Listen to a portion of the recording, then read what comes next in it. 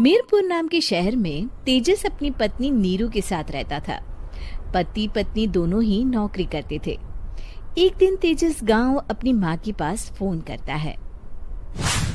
Hello, प्रणाम माँ। जीते रहो माँ, तुम दादी बनने वाली हो। अरे वाह, ठीक है बेटा, मैं कल ही आती हूँ। जब माँ जी शहर पहुंची तो बेटे बहू ने बहुत अच्छे से स्वागत किया। लीजिए माँ जी चाय। अरे गर्मा गर्म पकोड़े ले आओ माँ के लिए। नीरू रसोई में गई और 2 मिनट में ही पकोड़े ले आई। जी ये लीजिए।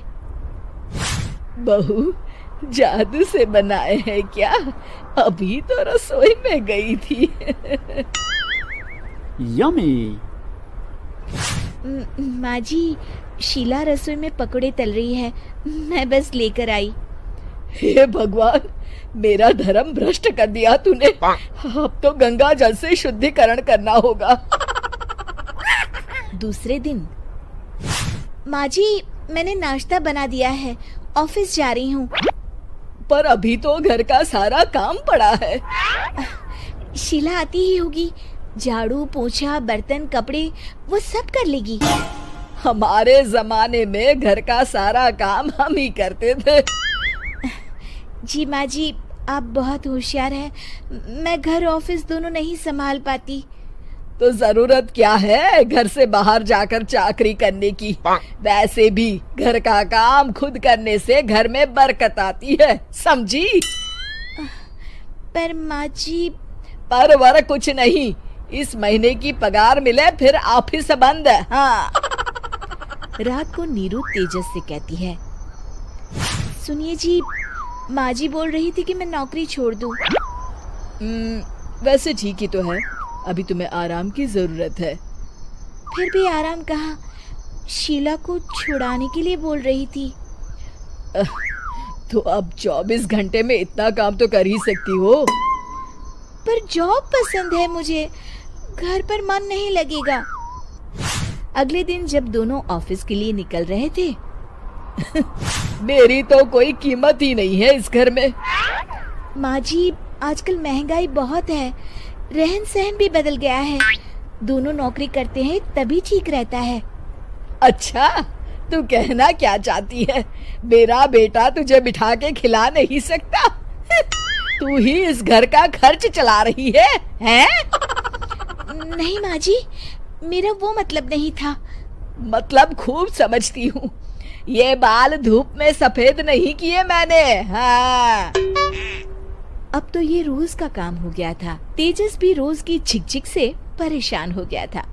एक दिन उसने कहा, नीरू, वैसे भी तुम्हें मैटरनिटी लीव मिलने वाली है, तो अभी से ही छुट्टी ले लो। पर क्या, मेरी सैलरी अच्छी खासी है। आखिर नीरू ने रिजाइन कर दिया। जब बच्चा हुआ तो घर में सब बहुत खुश हुए। कुछ दिनों बाद तेजस फाइल देख रहा था। क्या हुआ तेजस, कुछ परेशान लग रहे हो? हाँ, वो हमारी जितनी सेविंग्स थी वो तो हॉस्पिटल में और छठी के फंक्शन में खत्म हो गई है नीरू। और अभी वैसे मंदी चल रही है तो मैं बोल रही थी कल मुन्ना को हेपेटाइटिस का टीका लगवाना है। नीरू, क्या पोस्टपोन नहीं कर सकते? नहीं जी, बिल्कुल नहीं। अब तेजस को समझ में आ रहा था कि उससे गलती हुई है। पैसों की कमी का असर घर के माहौल पर भी पड़ रहा था। अगले दिन, बेटा मेरा चश्मा और ये दवाइयाँ ले आना, पर्चा देते हुए माँ जी ने कहा। जी। तेजस, मुन्ना के लिए दूध का डिब्बा और डायपर भी ले आना, और ये किराने के सामान की लिस्ट है, इसे भी लाना है। तेजस गुस्से में लिस्ट मरोड़कर फेंकता है और चिल्लाता है, पैसे क्या पेड़ पर उगते हैं? ये ले आना, वो ले आना। अरे पर ये जरूरत का सामान ही है। वो गुस्से में बिना कुछ कहे ऑफिस चला गया।